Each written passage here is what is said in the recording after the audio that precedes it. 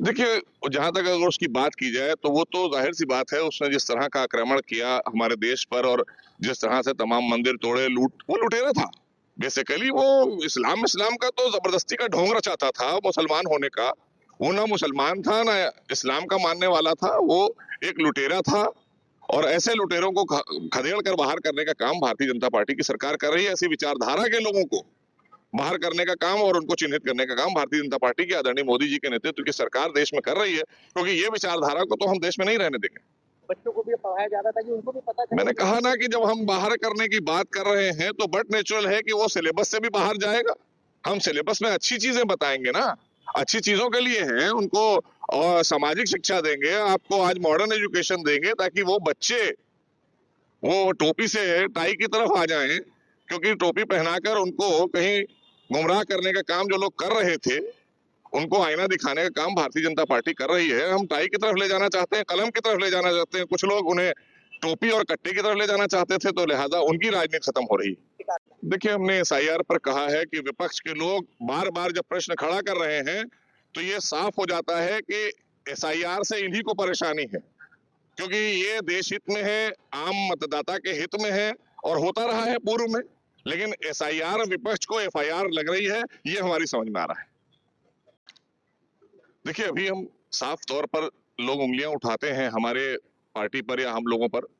मेरा कहना है कि अभी भी बाबरी विचारधारा देश से बाहर नहीं गई है और उसके समर्थक साफ तौर पर आपको दिखाई दे रहे हैं। और खासकर अगर आप वेस्ट बंगाल की बात करें तो बार बार हम लोग जो ये प्रश्न उठाते हैं कि ममता बनर्जी जो सरकार बनाती हैं वहां पर उसमें घुसपैठिए भी होते हैं और ऐसी विचारधारा के लोग भी होते हैं जो देश के लिए बहुत ही घातक साबित हो सकते हैं। तो इसलिए ये जो एक नया नाम देकर इस तरह का निर्माण कराने की बात की जा रही है, उस पर विपक्ष के लोग भी समर्थन करते दिख रहे हैं। तो इसका मतलब है कि उस विचारधारा से ये सब प्रेरित हैं और उसी विचारधारा पर चलना चाहते हैं। लेकिन भारतीय जनता पार्टी देश की सुरक्षा और देश की एकता और अखंडता को लेकर हमेशा गंभीर रही है और इसलिए हम सब हमेशा ऐसे लोगों का विरोध करते रहेंगे और ऐसे लोगों को देश से निकालने का काम करेंगे। यही घुसपैठिए हैं, इनको घुसपैठिए कहा जाता है। और किसको कहा जाता है?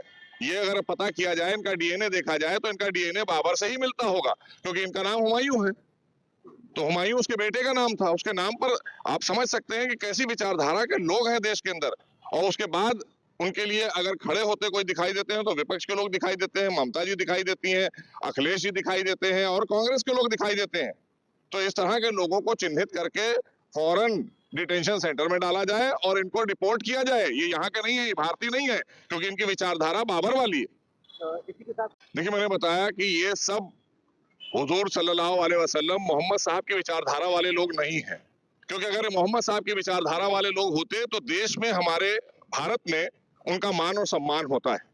ये बाबर की विचारधारा के लोग हैं, इन्हें चिन्हित करना होगा और एजेंसियों को भी सतर्क रहना होगा ऐसे लोगों से कि इनके पीछे कौन लोग हैं, कौन लोग काम कर रहे हैं, क्योंकि ये बहुत घातक हो सकते हैं पूरे देश के अंदर। इस तरह की चीजें अगर उठ रही हैं तो इस पर हम सबको बहुत पैनी नजर रखनी होगी और हमारी एजेंसियों को भी बहुत पैनी नजर रखनी होगी और ऐसे लोगों को चिन्हित करके, मैंने बार बार कहा है कि इनको देश से बाहर निकाला जाए, ये डिटेंशन सेंटर में डाला जाए, इनका पता किया जाए ये कहां से आए थे जो आज भी बाबर की बात कर रहे हैं। ये भारत की बात नहीं कर रहे हैं, ये बाबर की बात कर रहे हैं। तो इसका मतलब है इनकी विचारधारा वही है जिस विचारधारा को हमने खत्म करने का काम किया है और उस विचारधारा को आज फिर नए तरीके से उजागर करने का काम कुछ संगठन कर रहे हैं। लिहाजा ऐसे संगठन को चिन्हित करके इनके ऊपर कार्रवाई की जाना चाहिए।